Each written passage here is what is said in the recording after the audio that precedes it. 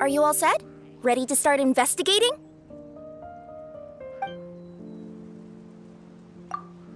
Great! Then let's go!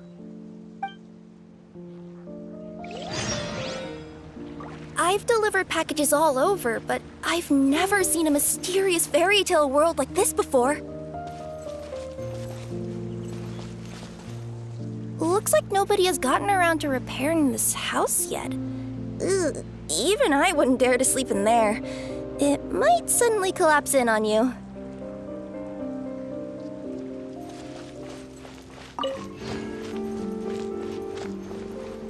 Nothing to see here either.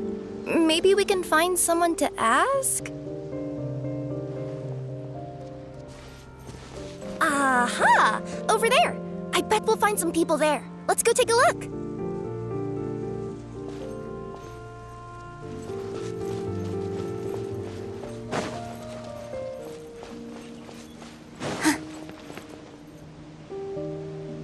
Uh-huh. I was sure there'd be people here. There once was a goddess who ruled over fate. Before she died, she left 3 riddles for the kingdom she had created. What? Who said that?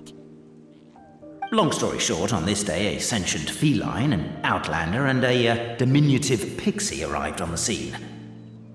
They saw a narrow path off to the side. Okay, but which side?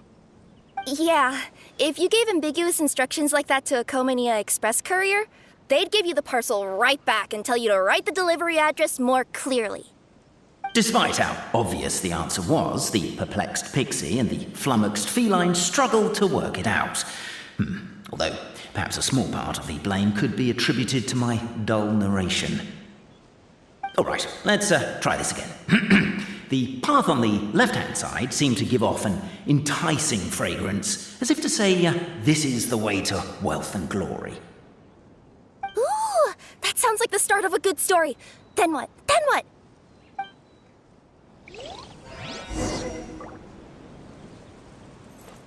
At the end of the path, the motley crew would soon spot a secret stone room. A prophecy had once foretold of a marquis who shall one day venture inside, and thus it is named the future Marquis's abode to be. You like it? The future Marquis? That was a little bit boastful. But before you continue, I must warn you of the danger that lies ahead. For example, under no circumstances should you sit on the chair in the center. Otherwise, the consequences could be a bit embarrassing.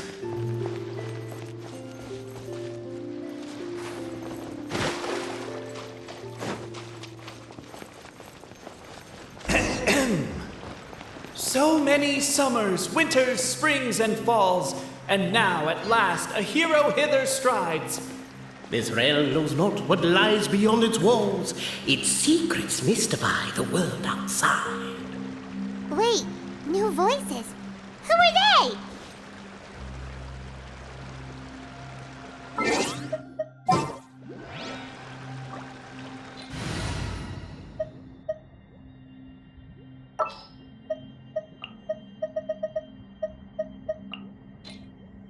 Thank you for choosing Comania Express.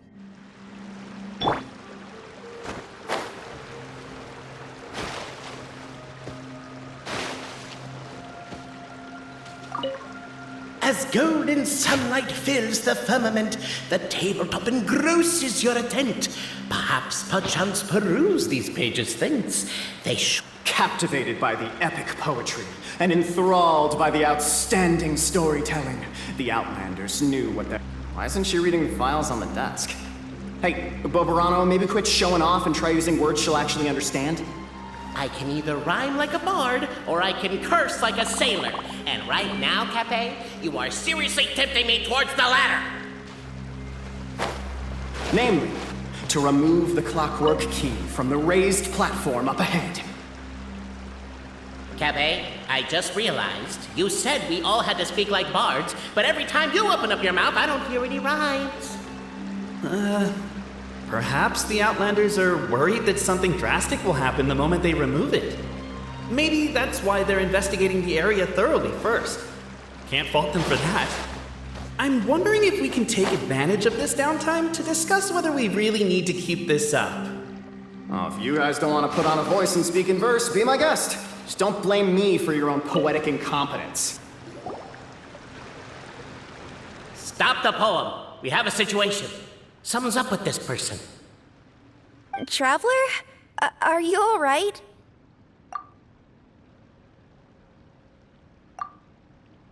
Come on, you can do it! This can't be how our story ends.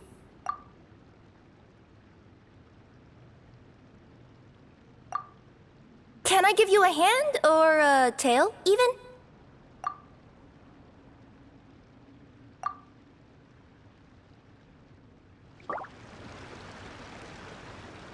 Yeah, I noticed that too. It's one standard for us and another for you. That's not fair, Cafe.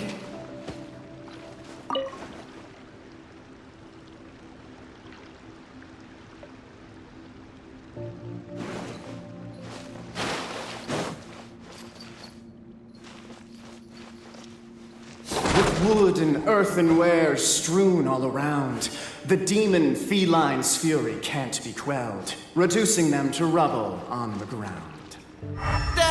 No, you don't. I wrote that line. Don't start plagiarizing me just because you can't take a bit of criticism. Look, let's not put form over content here. It's not about the rhymes. It's about making sure the Outlanders focus on the clockwork key on that platform. I told you already, stop calling me Demon Feline!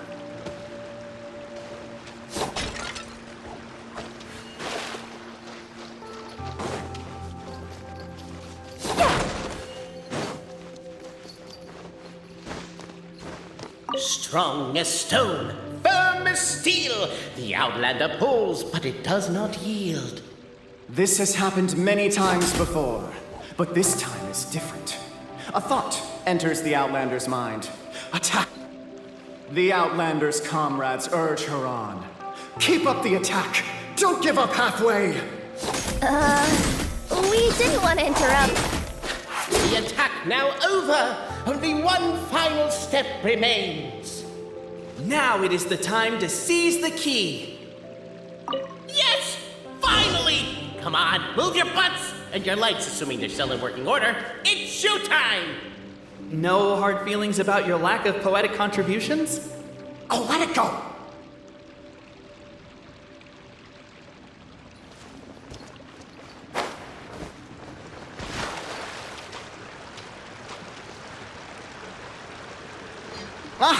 Welcome, esteemed and noble Outlander. Allow us to introduce ourselves. We represent the 3 great clans of this realm, having been selected as its authorized historical supervisors. Our purpose being to await the arrival of one such as yourselves who shall remove the clockwork key. My name is... You're Cape, he's Albizzi, and that's Bobarano, right? Your voices. Aren't we missing someone, though? The guy who led us here to begin with? Who? And thus was born the long-awaited fellowship, destined to uncover the truth of the past. Allow me to quote, if I may, in the history of Constellation Metropole, a new page has begun. Him. Well, there's no fourth person, so which of you is the ventriloquist? Come on, out with it. We've never heard that voice before, but he sounds like he'd be good at reading bedtime stories to children. Well, whoever it is, I don't know and I don't care. Forget about him. We have far more important things to focus on, like where our journey goes from here. That key you hold is the pivot point about which the past and present of the Metropole revolve. However, between our 3 clans, there is some dispute over the historical record. Each clan has its own version of history, detailing the clan's origins and the tale of the dragon of old, and unfortunately, we don't know which one is the truth. Dragon? You mean the one that's been acting up recently? Oh, no, not that one, you adorable little pixie. When I say dragon of old... He means a dragon that would be really, really old if it was still with us today, but it was defeated in ancient times. The new one has nothing to do with our clan history. Was that supposed to be a joke? Anyway, so you've been waiting for someone to remove the key so you can finally explore the truth of the past? Not just explore it, but argue incessantly about it. Honestly, I don't care that much. Cape's the one who's always bothering us about it. What we need to figure out is who resolved the dragon crisis. We have to know that before we can decide which is the supreme clan. The moment you removed the key from where it was lodged, you became the honorary Marquis. We humbly beseech you, noble Outlander. Noble Traveler Marquis, we ask you to help us. You and your talking Puss in Boots and the pale floating pixie. Puss in Boots? Are you serious?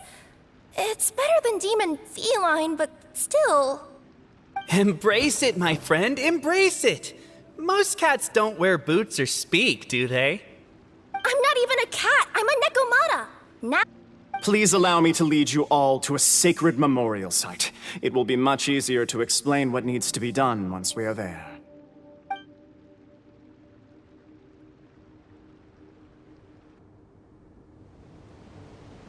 This place is sacred to my clan. It's where our brave forefathers once took up arms against the dragon of old.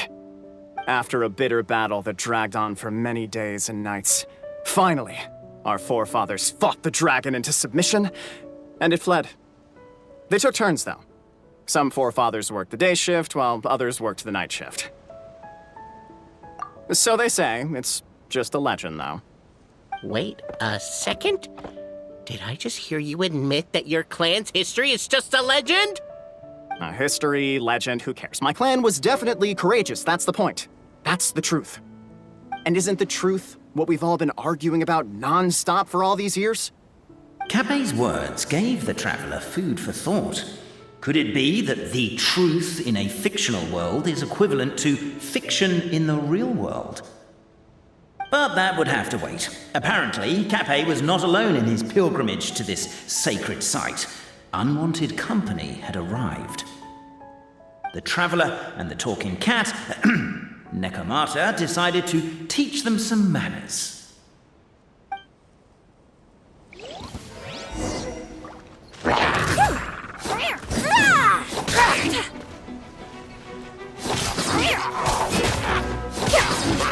Positions. Dance with the waves.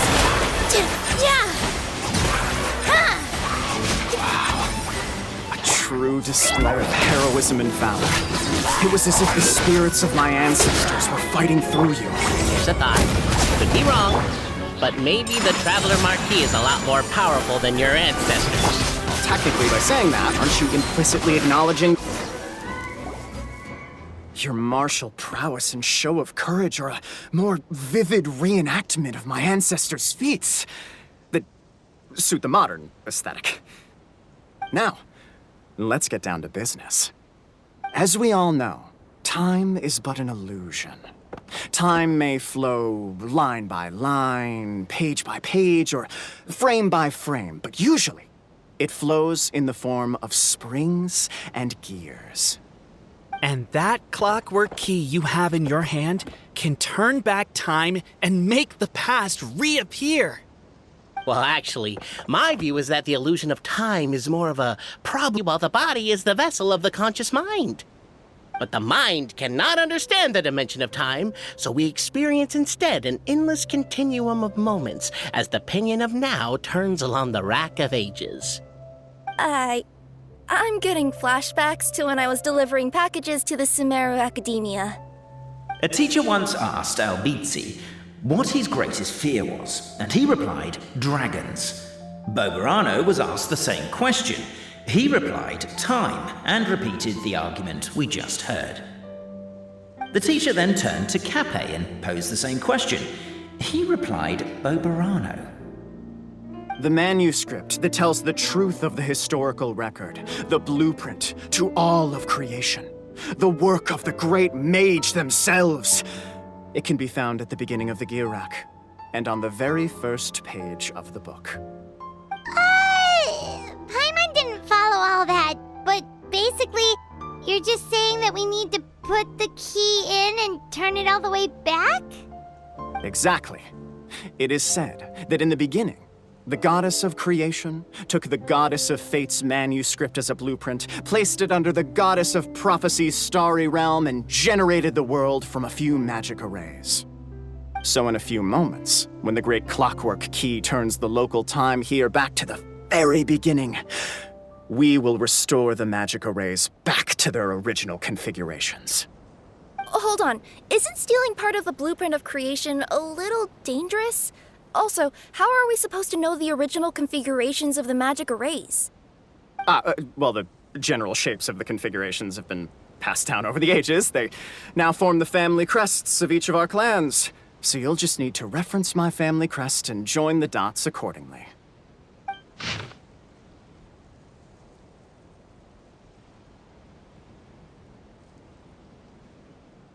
To address your other concern, when the house has already been built, do you really think that taking away the construction crew and blueprint will cause it to collapse? The Traveller Marquis prepares to insert the great clockwork key into the nearby keyhole.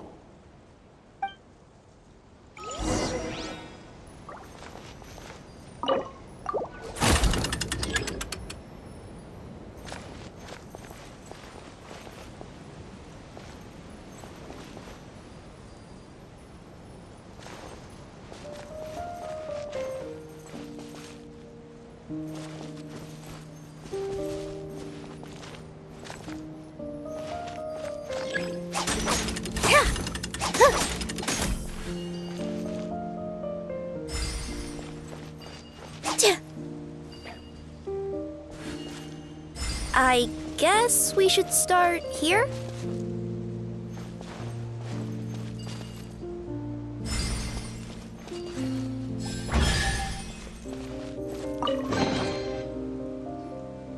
Behold, the sacred writings that record the truth of... No, wait. That have shaped the truth of history. Gather round and let us bear witness.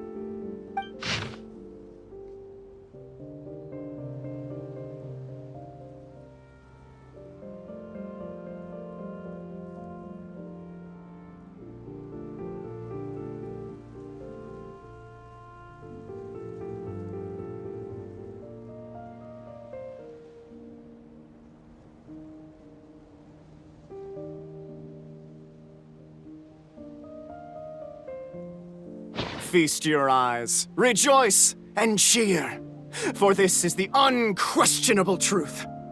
Look at the signature. Nobody is capable of forging that. I don't believe it. So, all along, our histories have been false? Don't lose heart, Albizzi.